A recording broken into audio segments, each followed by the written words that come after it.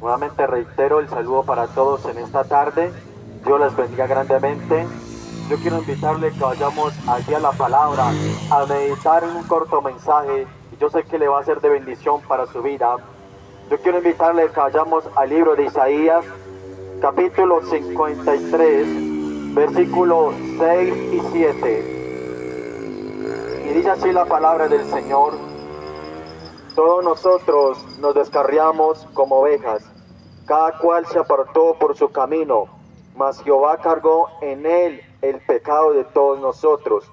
Angustiado él y afligido, no abrió su boca. Como cordero fue llevado al matadero, y como oveja delante de sus trasquiladores, enmudeció y no abrió su boca. Señor, glorifícate, Dios mío, en esta palabra. Que esta palabra sea llegando, ministrando, que sea libertando los corazones. Señor, que sea allí hablando a esa vida que está necesitada, en medio de la angustia, en medio de la preocupación. Que seas tú allí tocándole, guiándole por el camino de la verdad. Respalda esta palabra en el nombre de Jesús. Amén. Amado amigo, yo quiero hablarle bajo el tema, en signo de pregunta: ¿quién murió por mí? Hágase usted esa misma pregunta: ¿quién murió por mí? Y usted preguntará: ¿quién murió por mí? Si yo no soy nadie, no soy importante, no soy un médico, un abogado, un gobernador, mucho menos un alcalde, para que alguien muera por mí. Y aún así, teniendo esa profesión, ¿quién va a morir por esa persona? La problemática de hoy en día es el pecado, las drogas, el alcohol, el suicidio, la depresión, la ansiedad. Allí donde se destruyen los hogares, los matrimonios, se separan, violaciones, muertes, guerras.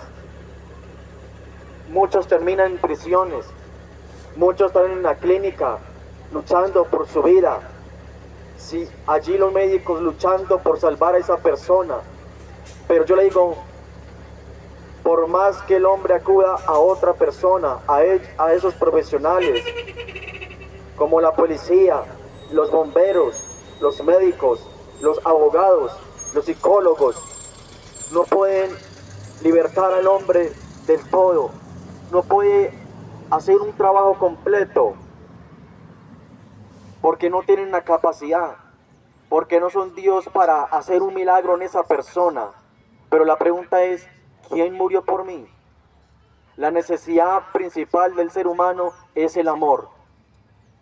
¿Y quién es el hombre para que allí valga mucho, donde lleve a una persona a morir por nosotros? Porque todo lo que yo le mencioné lleva al cautiverio, lleva a una prisión espiritual, donde muchos no pueden salir de esas situaciones. Pero esa persona que murió por usted, ese que hace más de 2000 años murió en la cruz del Calvario, cambió la historia del mundo, donde de ahí en adelante se escribieron cantidades de libros sobre la vida de él y las maravillas y los milagros que él hacía. Hijo de un hombre y una mujer, era carpintero, era así como nosotros. También sentía miedo, también sentía dolor, frustración, pero fue tentado en todo, pero no pecó. Ese hombre es Jesucristo, el Hijo de Dios, que murió en la cruz del Calvario. Y la pregunta es: ¿por qué insiste en Dios en salvar al hombre? Quiero ponerle un ejemplo de una mujer que se convierte en madre. Ama a ese hijo con todo su corazón y el alma, porque salió de lo más profundo de su ser. Y no le importa en qué peligro o a qué se tiene que enfrentar esa madre. No le importa dar su vida, arriesgar su vida con tal de defender a su hijo. Así es Jesucristo. Así es Dios, ese verdadero Padre, que dio la vida por nosotros, que nos creó, que sopló aliento de vida por nosotros. Él nos creó con un propósito. Y por eso ese padre ama a su hijo, aunque se haya apartado, aunque haya cometido muchos errores. Así le ama a Dios y quiere rescatarlo, traerlo a los caminos que es el Evangelio. Pero yo quiero hablarle de 4 puntos importantes. El motivo de Dios, lo que separa al hombre de Dios, lo que se debe hacer para ser salvo y los beneficios de un arrepentimiento. Dice allí en su palabra, en San Juan, capítulo 3, versículo 16, porque de tal manera amó Dios al mundo, que ha dado a su Hijo unigénito, para que todo aquel que en él cree no se pierda, mas tenga vida eterna. Acá Dios muestra el mayor acto y sacrificio que ha hecho en toda la historia, que es entregar a su Hijo. ¿Qué madre o qué padre va a entregar su Hijo en sacrificio a la nación, a todo el mundo, para la salvación, para libertarnos del cautiverio, para libertarnos allí de las ataduras, para libertarnos de la depresión, para libertarnos de la enfermedad? Y lo hizo por amor a nosotros. ¿Y quién fue ese que murió por nosotros? El Hijo de Dios, Jesús, una persona sencilla, una persona humilde. Aunque lo menospreciaron, aunque abofetearon, aunque escupieron su cara y le crucificaron, Él allí no los maldijo, no salió quizás palabra deshonesta de sus labios. Al contrario, Él allí salió de los labios de Jesús y le dijo al Señor: Señor, perdónalos porque no saben lo que hacen. Ese es el motivo por el cual murió, porque usted vale, porque usted tiene un precio. Y hoy en día muchos piensan que no valen nada, que son unos fracasados, que son unos derrotados, que fallaron como esposo, que fallaron como esposa, que fallaron como padres, que fallaron como hijos, que fallaron como empleados, que perdió su hogar, que está lleno de deudas, que ha pensado quitarse la vida, que nadie le ama, quizás piensa usted que no es importante para nadie, que nadie lo escucha, que nadie le tiene en cuenta. Pero yo le digo, esa persona que murió por usted, sí le ama, sí se preocupa. Todo el tiempo le ha estado insistiendo, le ha estado hablando de muchas maneras, le ha estado inquietando, le ha puesto el temor de apartarse del mal, le ha puesto el temor de allí de buscar una iglesia, le ha puesto el temor de apartarse del mal. Todo por amor a nosotros, porque nos creó con un propósito. Maravilloso es Dios. Y yo quiero decirle, ¿con qué propósito y por qué Dios creó al hombre? ¿Y por qué? Así respondemos a la pregunta anterior, ¿por qué Dios insiste en salvar al ser humano? Dice allí en Isaías, capítulo 14, versículo 12, como caíste del cielo, oh lucero, hijo de la mañana, cortado fuiste por tierra, tú que debilitabas a las naciones, tú que decías en tu corazón, subiré al cielo, en lo alto, junto a las estrellas de Dios, levantaré mi trono y en el monte del testimonio me sentaré, a los lados del norte, sobre las alturas de las nubes subiré y seré semejante al Altísimo, mas tú derribado eres hasta el Seol, a los lados del abismo. ¿De quién habla aquí la Escritura? De Lucifer, un ángel que Dios creó en un día muy especial, la cual lo puso como líder a comandar un grupo de oración y alabanza.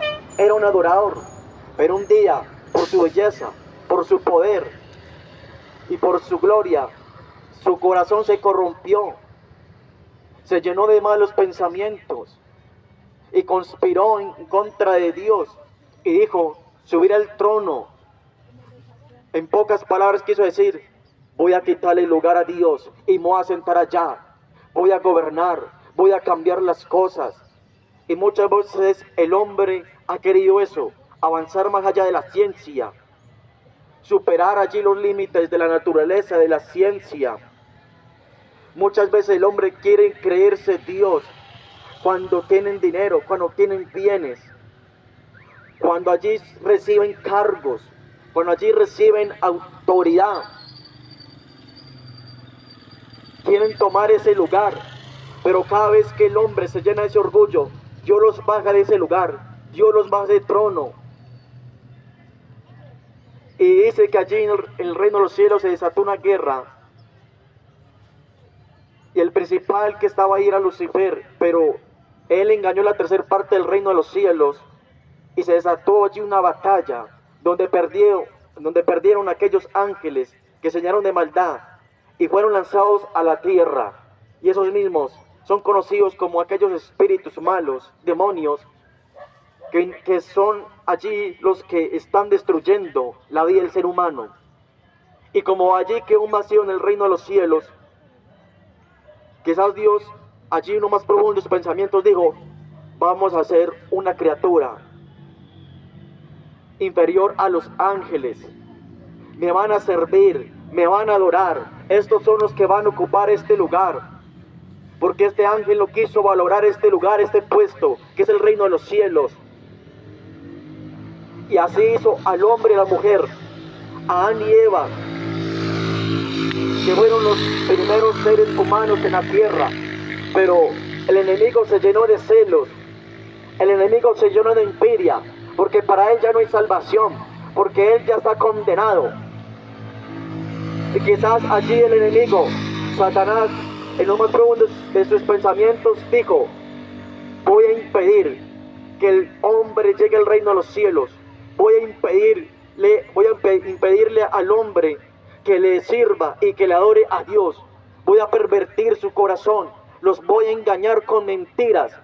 Ese es el propósito de usted y de mí, que estamos acá en la tierra, es servirle a Dios, es prepararnos para estar algún día en el reino de los cielos, adorándoles. Seremos cuerpos glorificados, seremos como ángeles, alabándole las 24 horas, 24/7. Ese es nuestro destino. Ya no habrá dolor, ya no habrá tristeza, ya no habrá que trabajar, ya no tendrá que preocuparse por el día de mañana. Eso es lo que le está esperando. Pero acá en la tierra hay que pagar el precio, abstenernos de muchas cosas que delante de los ojos es bueno y agradable, pero delante de Dios no es agradable. Pero por amor a Él nos vamos a abstener a muchas cosas y nos vamos a guardar para Él. Entonces, ese es el objetivo del enemigo: destruir, impedir que el ser humano conozca la palabra. Por eso hay pereza para leer la Biblia, para ir a una iglesia. Por eso pone mucho obstáculo en el corazón para perdonar, para reconciliar, para amar, para obedecer. Por eso se ve más la rebeldía, por eso se ve más la violencia y etcétera. Porque el enemigo no quiere que el hombre conozca la verdad y sea libre.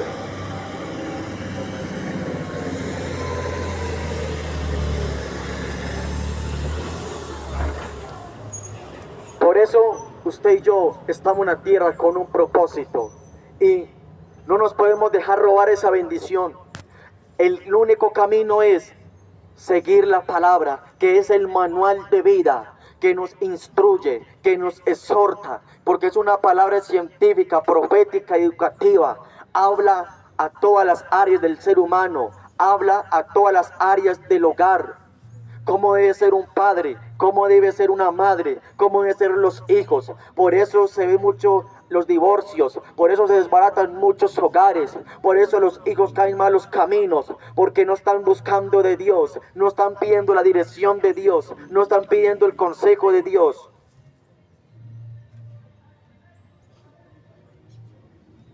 Y yo le digo, amado amigo, ¿quién murió por mí?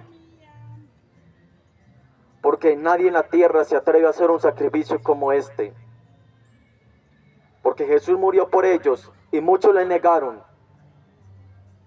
Y antes apoyaron para que lo crucificaran. Pero aún así, sabía Dios, sabía Jesucristo, que después de su muerte, después de resucitar, y aquellas personas que le negaron, muchos se iban a convertir al ver, al escuchar un testimonio de que allí esa tumba se abrió, de que crucificaron, resucitó y aún sigue haciendo milagros, aún sigue libertando el cautivo. Muchos que le negaron se van a convertir. Y yo le digo,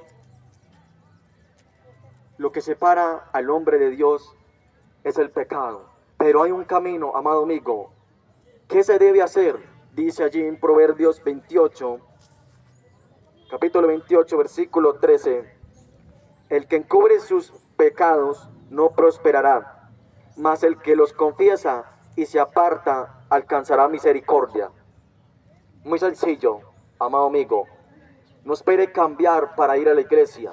Uno va a la iglesia para cambiar, porque es como una clínica donde se reciben a todo aquel que está enfermo.